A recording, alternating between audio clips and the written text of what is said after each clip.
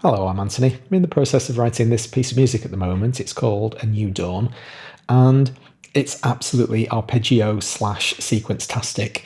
Tons and tons of arpeggios and sequences in it. And it occurred to me when I was kind of writing the thing that I'm using lots of different approaches to ultimately the same kind of musical goal, but they all take slightly different routes to get there. So I want to have a look at that today. I think it's a fascinating subject. I love arpeggios and sequences. I'm going to play you a little excerpt from this song. It's in the process of being written. It's completely unmixed. Please excuse the kind of the brutality of the thing, but I just want to get a kind of an overall view of what the music sounds like at the moment. And then we're going to have a listen to some of these tracks and see the different techniques that I'm using to get the effects that I'm after. So here we go.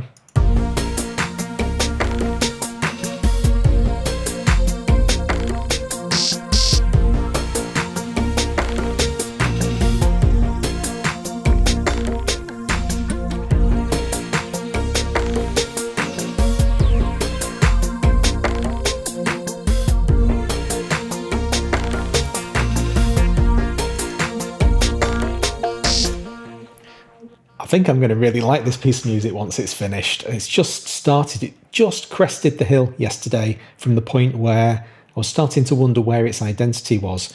And it's actually two separate arpeggio lines, two different arpeggio lines that have really kind of warmed me to it. And that's what inspired me to have this conversation with you today. So let's have a look at each of these in turn. We're going to start off with CPU records. So most of the time I name a track after the original preset from which it came. More often than not, I'll then edit that preset, and it quite often ends up sounding nothing like where it started with. But you'll see there's the preset in the Jupiter 8 that this sound comes from. Let's have a look at it in the key editor. Could not possibly be any simpler. So as far as the note information, the MIDI note information is concerned, it's literally a single note. That's because the Jupiter itself is playing a sequence. Let's have a listen. Let's have a look at the sequence. So this is technique number one. I take a constant sequence out of the preset. This is actually a 2-bar sequence, and I break it up rhythmically using different length MIDI notes, and we're going to get this.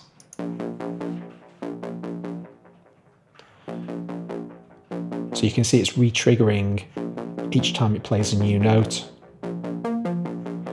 And what that means is that we actually get different notes being played each time. Here's the full sequence. This is a 2-bar length.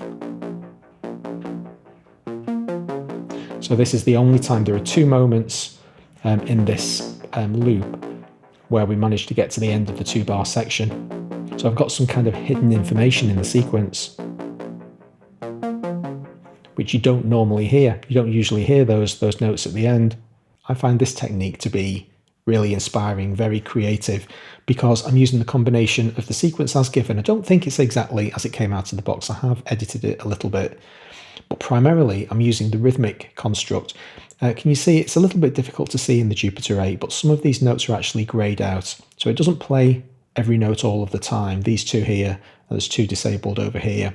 Little clusters of notes that don't get played.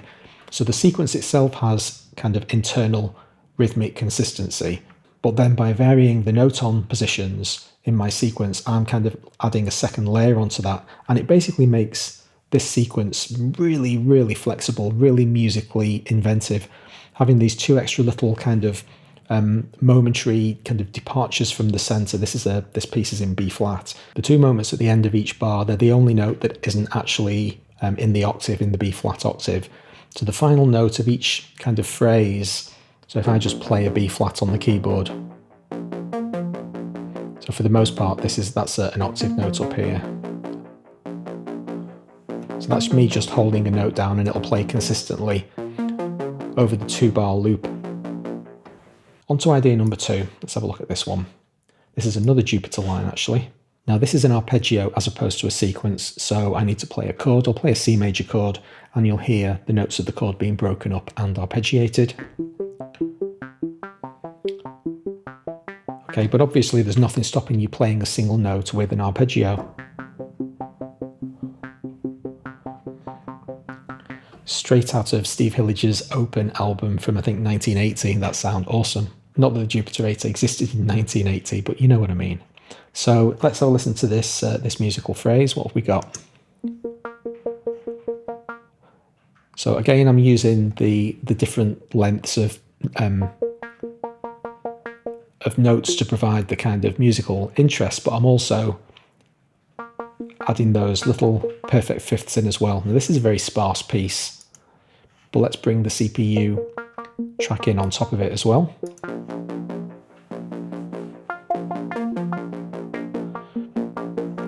If I bring the sequence in the middle of a note, the Jupiter really doesn't like starting in the middle of a note, but it does kind of catch itself up.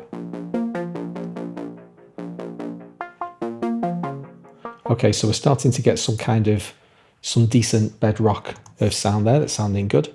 Let's bring the third one in. Well, we'll solo it first and have a listen to it on its own. So this is a Korg MS-20 sequence. And here's the sequence. Now this one does have genuine notational information, 2 semitone offset, 3 semitone offset here. And the sequence sounds like this.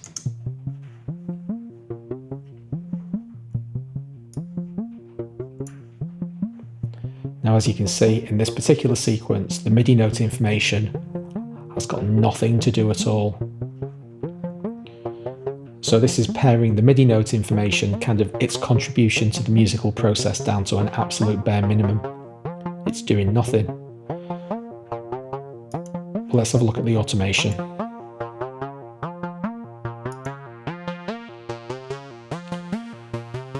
I'll take it out to cycle actually and just let this one run a little while to jump over to bar 85. So I'm using automation to generate interest here, and you can see all the different tracks.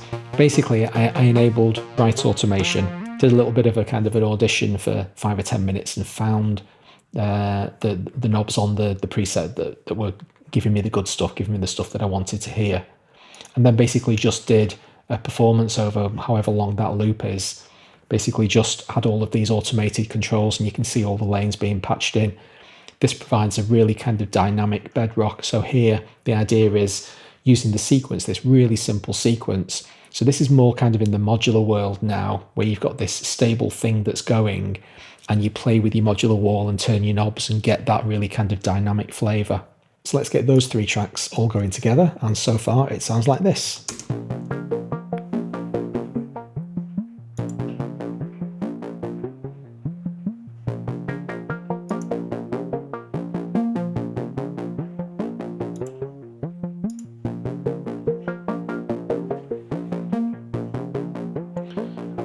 Good stuff. That was the track that I recorded that last night. Even when I say recorded, found. I suppose I'm more of an archaeologist than a musician for that one.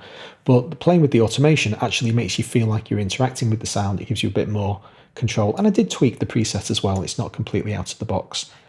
Sound number 4. What have we got here? Let's have a look at the instrument. Which one is this? Oh, it's the Juno. Probably my favourite synthesizer of all time. The Juno family, 6, the 106, the 60, they're all incredible. Let's have a listen to this one. What's going on? Oh, yes.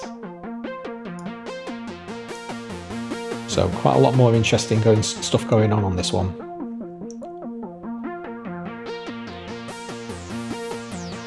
So the idea here is that this is another arpeggio. I'll play a C major. Up and down, as you can hear.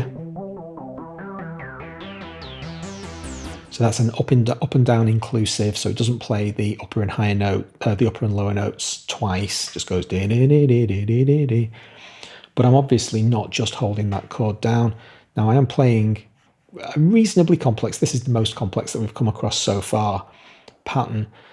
When I play the entire piece again, I'll at the end, when we've had the chat about these arpeggios and sequences, I'll put it on, and you can basically track each of these melodies that are existing somewhere else in the piece of music.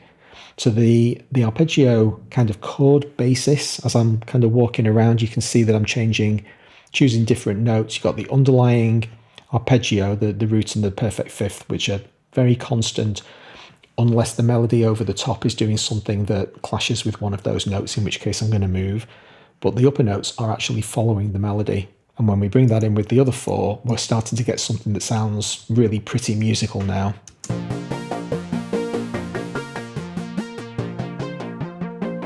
There's quite a lot of automation going on here as well. Similar kind of thing. Find the controls on the preset that sound, you know, that got the good stuff in them. Breathe life into your sound.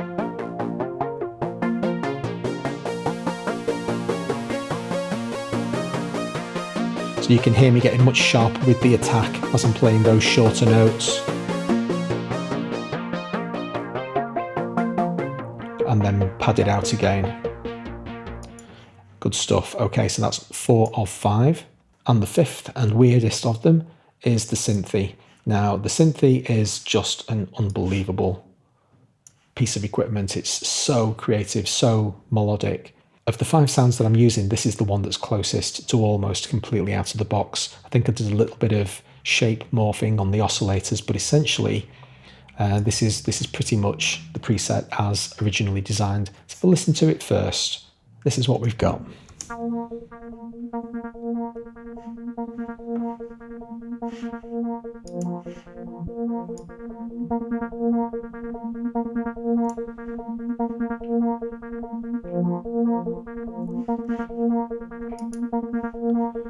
So what we've got there is neither an arpeggio nor a sequence really.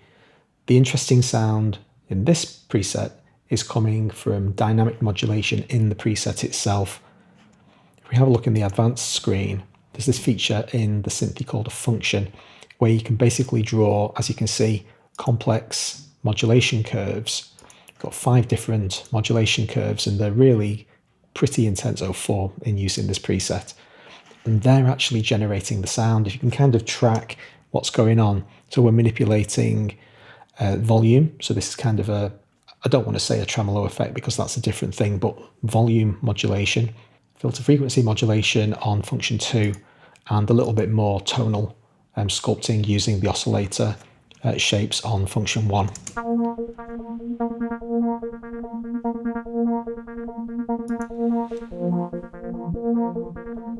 So a lot of the interest that you're hearing there with all of those staggering sounds in both contexts, both meanings of the word, is coming from volume manipulation, amplitude manipulation.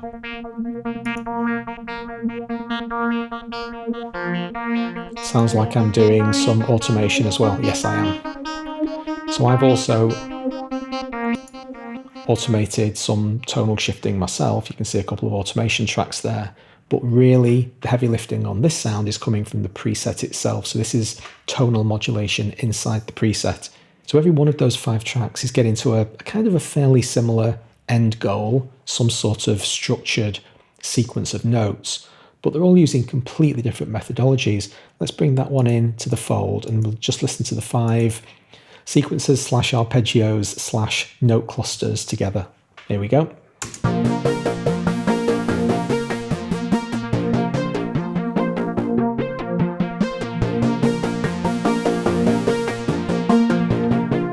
You can just feel kind of the whole thing sweeping.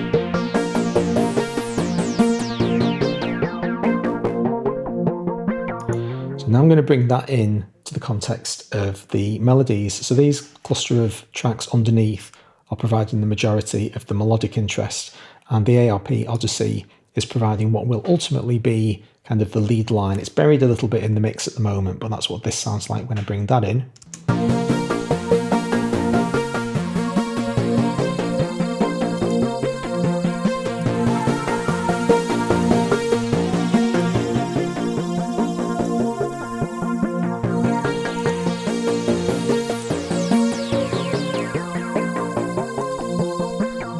Here's me following the melody.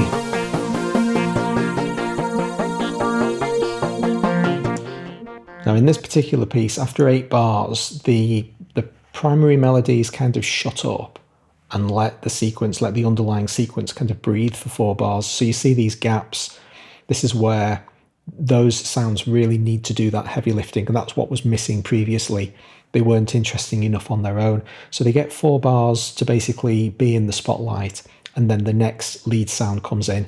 I'm going to let a little bit of this nasty business run in because it's just the most fabulous Omnisphere sound. Let's go for this. Okay, I tried to deactivate solo there and it went horribly wrong. I'm tell you what, I'm going to stand back, take it out of solo, and I'll let it run to the end now, and we'll have a listen to the composite piece. Listen to how the arpeggiated sounds sound louder, more present when there's no melody, and when the melody, or whatever the main sound is, this nasty business isn't a melody, it's a vicious, nasty thing. But basically all of the arpeggiated and sequence sounds drop to kind of give it center stage while it's doing its thing. Let's have a go.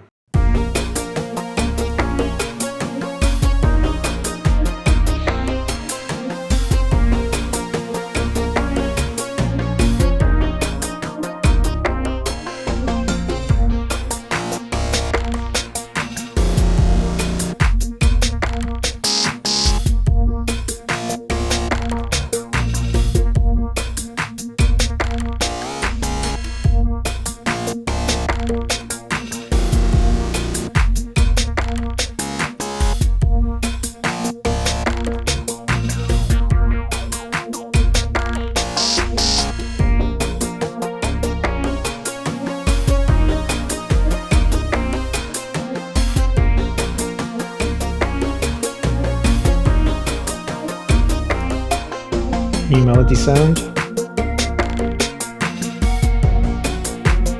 mirrored by the arpeggios in the background.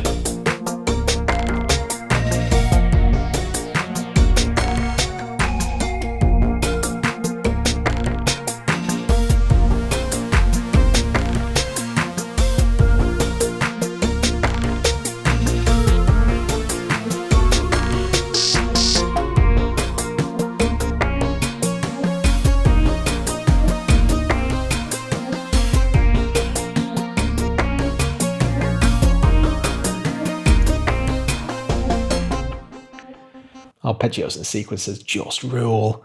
Hope you enjoyed the video. Please hit like if you did. I'll see you again. Thanks very much.